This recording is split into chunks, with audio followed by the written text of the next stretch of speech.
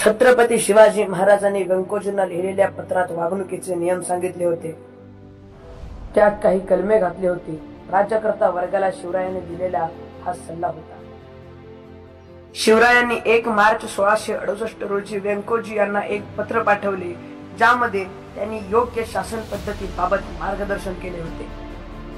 नातलग व प्रतिष्ठित व्यक्तींचा अपमान टाळावा, त्यांना योग्य तो मान दिला जावा, पण अतिमान देऊ नये.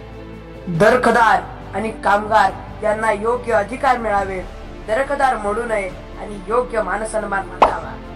महत्वाचे निर्णय घेताना सल्ल्याशिवाय कृती करू नये, संवाद आणि समन्वय राखून काम करावे. सेवक आणि अधिकारी नेमताना त्यांच्या निष्ठेची खात्री करावी. गुप्तचर व्यवस्था सक्षम ठेवावी आणि शत्रूच्या हालचालींवर लक्ष ठेवावे. देवस्थान आणि धार्मिक स्थळांचा योग्य बंदोबस्त करावा, त्यांचे नुकसान होणार नाही याची दक्षता घ्यावी. न्यायदान करताना भ्रष्टाचार टाळावा, गरीब आणि पीडितांना न्याय मिळेल याची काळजी घ्यावी. शिवरायांनी वचन पाळण्याचे महत्त्व अधोरेखित केले आहे. भोसले घराण्याची ही परंपरा कायम राखण्याचा त्यांनी आग्रह धरला. हे नियम केवळ प्रशासनासाठी नव्हे, तर आदर्श राज्यकर्त्याच्या जबाबदारीचे प्रतिबिंब आहे. श्री छत्रपती शिवाजी महाराजांच्या पत्रातील ही शिकवण आजही तितकीच महत्वाची आहे.